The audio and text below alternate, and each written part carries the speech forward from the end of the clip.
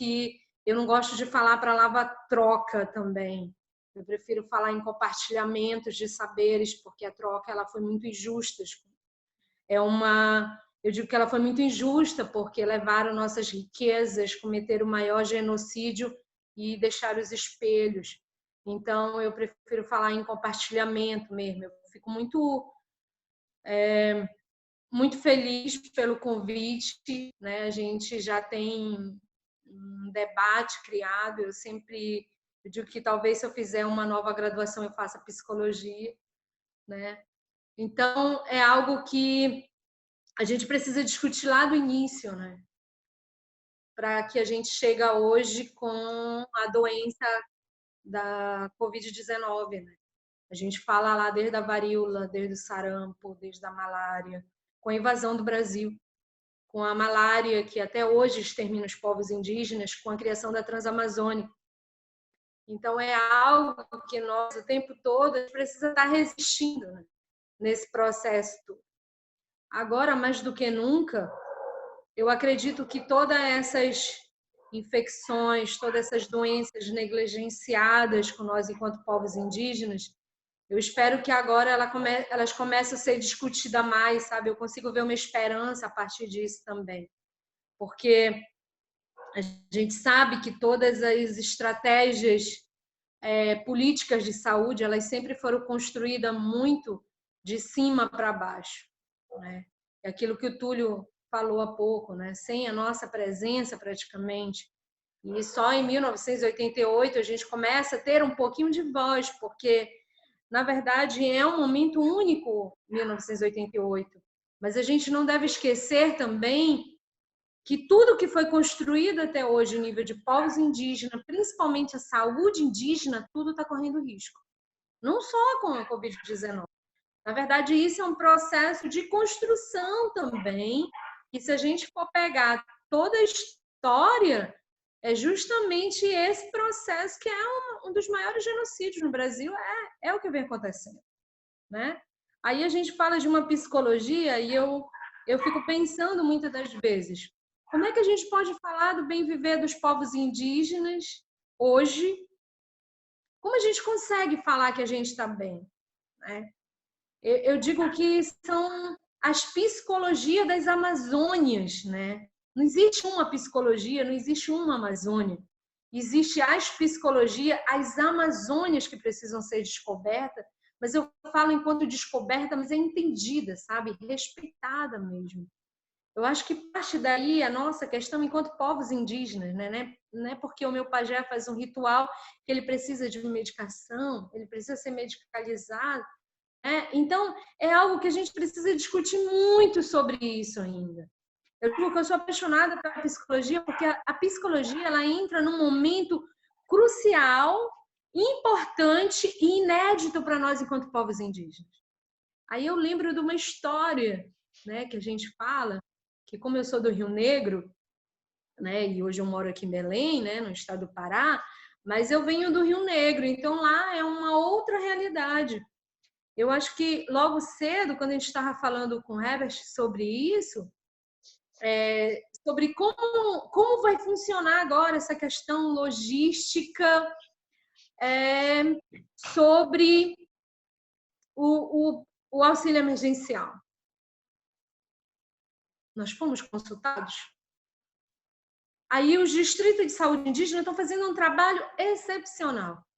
Por quê? Porque eu percebo que eles estão muito isolados, né? Eles estão muito ali preocupados, eles estão arcando com as coisas, com as estratégias políticas, criando cartilhas na língua. Gente, as cartilhas, cada uma ficando mais linda do que a outra, com parceria com a comunidade, parceria com as universidades, parceria com os indígenas que estão dentro da universidade. Isso é fundamental, essa é uma estratégia maravilhosa.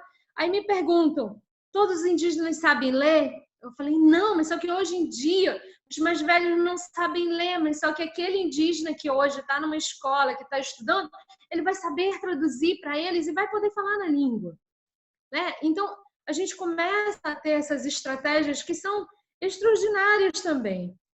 Mas eu começo a ter essa preocupação agora. Hoje eu digo que eu fiquei angustiada quando eu comecei a orientar alguns indígenas para se inscrever nesse auxílio.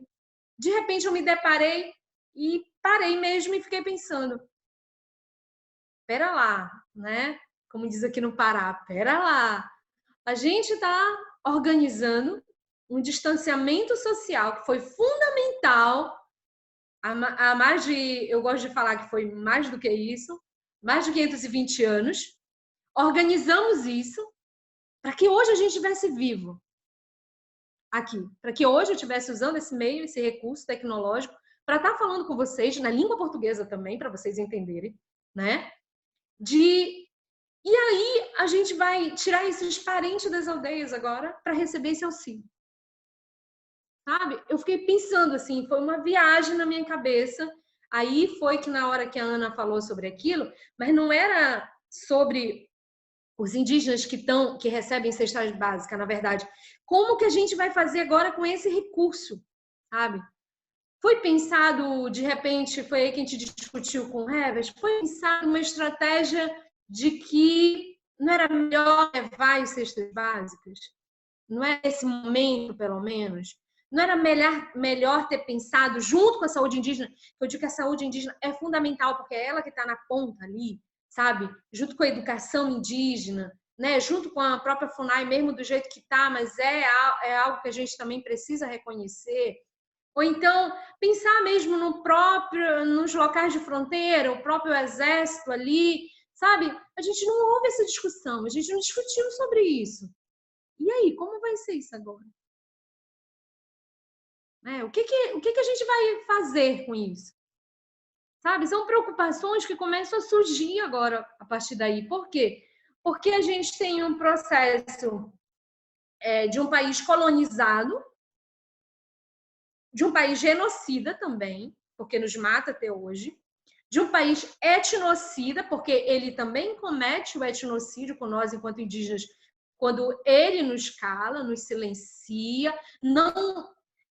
sabe, é algo que me deixa muito indignada. Tu não vê ninguém falando sobre povos indígenas. Tu não vê governadores falando sobre povos indígenas. Raríssimos. Você não vê o Ministério da Saúde tendo essa preocupação, além das reuniões que é feito em grupos. Mas não vê ele mostrar essa questão de vulnerabilidade com povos indígenas em rede nacional. Aí a gente sabe que a gente que vem da área da saúde, sabe da questão da imunidade. Eu mesmo fico gripada, já peguei pneumonia aqui em Belém só por uma gripe. Né? E já estou um tempo aqui. Agora vocês imaginam nossas comunidades que a gente não tem o recurso. Eu consigo entender a angústia dos profissionais de saúde indígena, inclusive coordenadores, todas essas pessoas que estão no trabalho, porque eu sei que eles têm noção de que não vai ter recurso na base se acontecer manter nessas comunidades. Hoje a gente está com um óbito indígena no Amazonas, a gente tem um em Brasília, a gente está com indígena ticuna positivo, um Mura faleceu, né? E aí você já começa a manifestar em outros lugares, indígenas também. Santa Catarina está com uma preocupação enorme, né? Você tem Roraima, você tem ali os Yanomamis falando há muito tempo denunciando o garimpo, e os garimpeiros estão em suas áreas, né? É algo que a gente precisa trazer essas discussões para falar sobre isso. Não é só falar de Covid-19, sabe? Não dá para falar de Covid-19 e não falar de todo o processo histórico. Porque tem indígena tirando por conta própria os guardiões das florestas, tirando por conta própria os garimpeiros. Por quê? Porque a gente não conseguiu retirar. Madeireiros. E quem disse que eles não vão levar essa doença?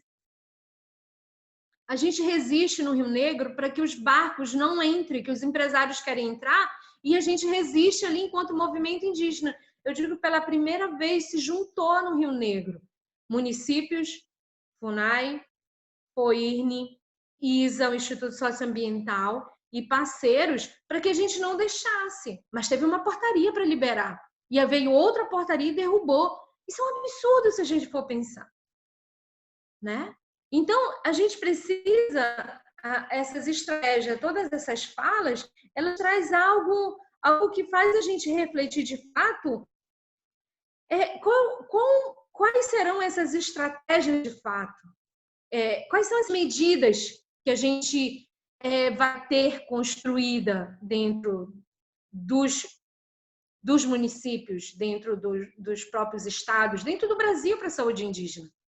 Porque os distritos de saúde indígena, eles estão fazendo um trabalho, eu percebo assim, muito isolados com suas estratégias. Ele, como diz um termo aqui em Belém, estão se virando, né? Se virando do jeito que eles podem.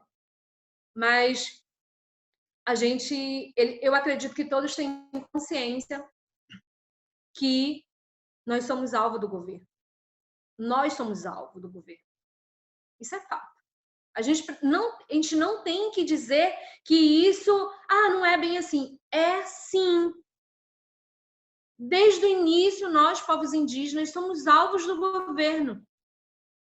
Por quê? Porque eles não entendem as nossas cosmogonias. Eles não entendem a nossa questão cultural. Eles não entendem que doença e saúde, para nós, são contextos diferentes do deles. Eles entendem de minério embaixo da terra. Eles entendem de floresta no chão. Eles entendem de que não vale a vida.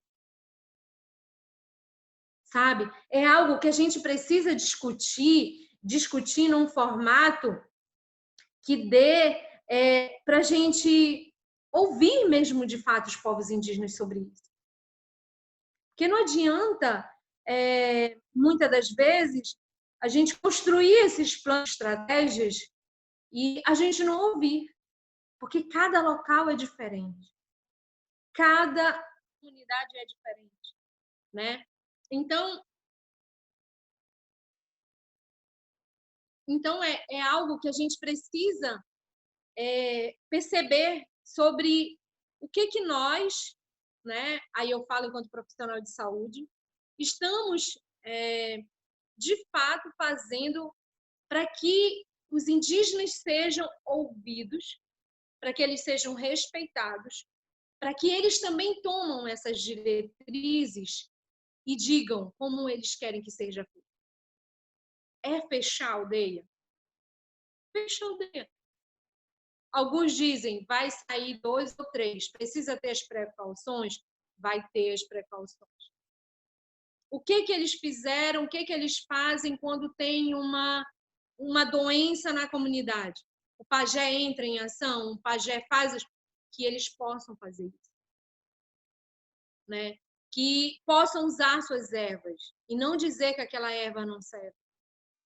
E não dizer que curar a garganta não vai servir para nada, mas deixar também fazer. Porque isso é respeitar também as especificidades. E aí, quando eu falo da questão dessas medidas emergenciais, eu trago vários questionamentos sobre isso. Porque eu tenho uma preocupação muito grande, né, e angustiante com isso. Se acontecer de um indígena infectado e ficar numa situação que ele precisa de uma UTI, vai ter UTI para esse indígena? Para onde ele vai? Qual é o hospital de referência? É para a gente pensar em nível de Brasil também. Já tem isso organizado? Existe a coordenação de povos indígenas no governo do estado que está organizando isso e já está certo? Nós vamos para onde? Aqui em Belém, Santa Casa, Carlos Barreto, Metropolitano, Pronto-Socorro? A gente precisa ter essas diretrizes. A gente precisa saber disso. Porque nem sempre a gente consegue abranger tudo. Nem sempre. Sempre tem alguém perguntando as coisas. E para mim, eu fico muito indignada quando alguém diz assim para mim: Putira, isso está de acordo lá com o governo e CESAI. Mas e aí? Como é que a comunidade indígena vai saber para onde o parente dela vai?